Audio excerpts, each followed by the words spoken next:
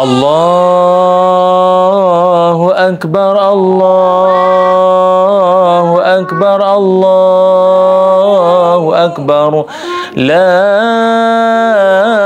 إله إلا الله والله أكبر الله أكبر ولله الحمد الله أكبر الله أكبر الله أكبر لا إله إلا الله والله أكبر الله أكبر ولله الحمد الله أكبر الله أكبر الله أكبر لا إله إلا الله والله أكبر الله أكبر ولله الحمد الله أكبر الله أكبر الله أكبر لا إله إلا الله والله أكبر الله أكبر ولله الحمد الله أكبر الله أكبر الله أكبر لا إله إلا الله والله أكبر الله أكبر ولله الحمد الله أكبر الله أكبر الله أكبر لا إله إلا الله والله أكبر الله أكبر ولله الحمد الله أكبر الله أكبر الله أكبر لا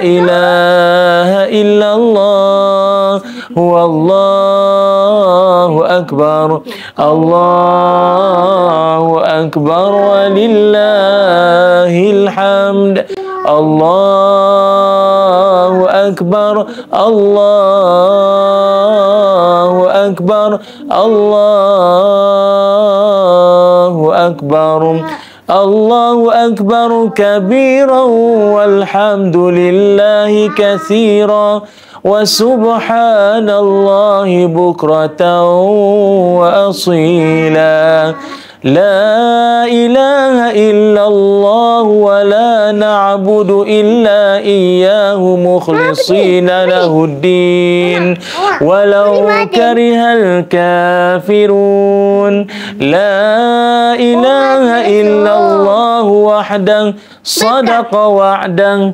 ونصر عبدا وأعز جوده وهزم الأحزاب وحده لا إله إلا الله والله أكبر الله أكبر ولله الحمد الله أكبر الله أكبر الله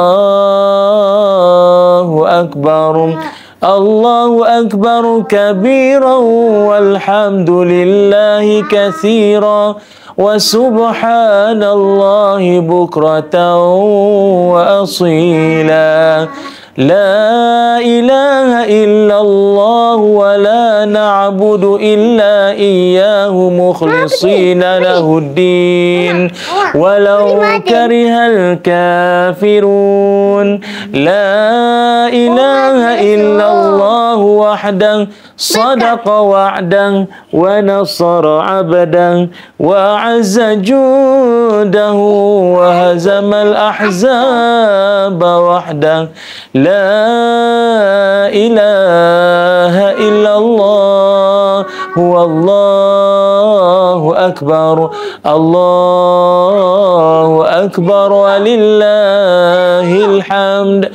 Allahu akbar. Allahu akbar. Allahu akbar. La ilaha illallah huwallahu akbar. Allahu akbar walillahil hamd.